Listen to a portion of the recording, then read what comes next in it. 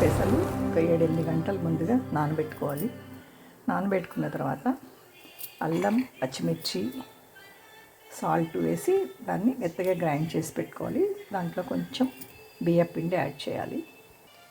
మనం ఇప్పుడు పెసరట్టు తయారు చేసుకోవాలి.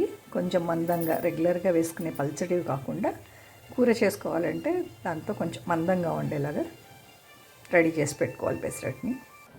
పెసరట్టు కాలే లోపల మనం టమాటోలు, ఒక 3 టమాటోసు, ఒక 2 పచ్చిమిర్చి, కొంచెం అల్లం, ఒక 1 ఇంచ్ అల్లము, 2-3 గార్లిక్ పీసెస్, ఒక 4 లవంగాలు, ఇంకా దాల్చి చెక్క చిన్నది ఒక 1 ఇంచ్ది, ఒక ఇలాచి, ఇవన్నీ వేసి గ్రైండ్ చేసి పెట్టుకోవాలి పేస్ట్ని.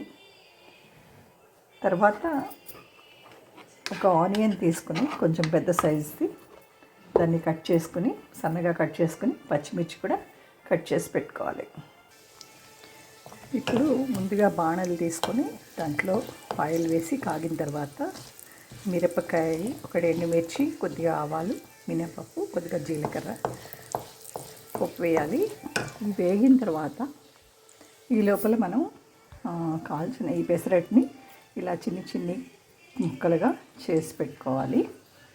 ఇప్పుడు ఈ తిరగమత వేగిన తర్వాత దీంట్లో పసుపు కూడా యాడ్ చేశానండి నేను. ఇప్పుడు పోపు వేగిపోయిందండి. మనం ముందుగా కట్ చేసి పెట్టుకున్న ఉల్లిపాయలు, పచ్చిమిర్చి, కొంచెం కరివేపాకు కూడా యాడ్ చేసుకోవాలి. అలాగే ఒక 1/2 అవర్ ముందుగా చింతపండుని హాట్ వాటర్లో వేసి పెడితే కనుక మెత్తగా గుజ్జులో అయిపోతుంది.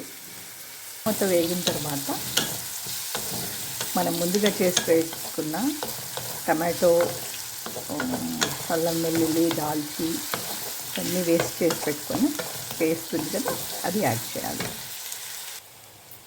ఇప్పుడు ఆనియన్స్ వేగిపోయండి. దీంట్లో మనం ముందుగా చేసి పెట్టుకున్న టమాటో ఇవన్నీ వేస్ట్ చేసి పెట్టుకుంటే ఆ పేస్ట్ యాడ్ చేయాలి. దీనికి పచ్చి వాసన పోయే వరకు కొంచెం వేయించాలి. ఎందుకంటే మనం అన్ని పచ్చివి తీసుకున్నాం కదా టమాటోలు అవి. ఇప్పుడు దీంట్లో 1 స్పూను ధనియా పౌడర్ అండ్ ఇంకొక 1/2 స్పూను జీరా పౌడరు యాడ్ చేయాలండి.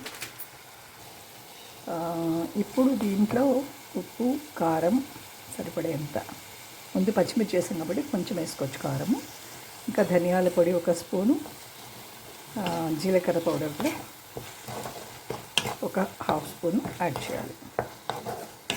మసాలా కొంచెం బాగా వేగాలి, పచ్చి వాసన పోయే వరకు వేయించాలి.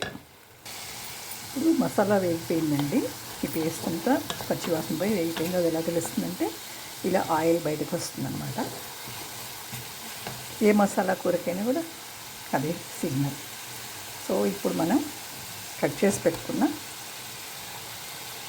పెసరట్టు ముక్కల్ని యాడ్ చేయాలి. మసాలా అంతా ముక్కలు కంటేలాగా కలిపి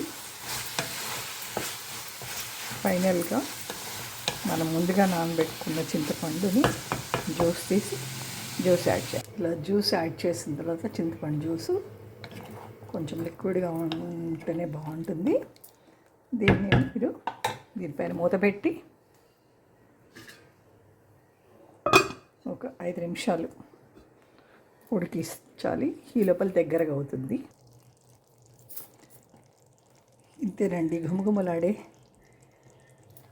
పెసరట్టు కూర. పైన కొద్దిగా కొత్తిమీర చల్లి 1 నిమిషం మూత పెడితే స్టవ్ ఆఫ్ చేసేయాలి. ఆఫ్ చేసిన తర్వాత కొత్తిమీర యాడ్ చేసి కొద్దిగా 1 నిమిషం, 1/2 మినిట్ మూత పెడితే ఘుమఘుమలాడే పెసరట్టు మసాలా కూర రెడీ. మీరు కూడా ట్రై చేసి చూడండి, చాలా చాలా బాగుంటుంది.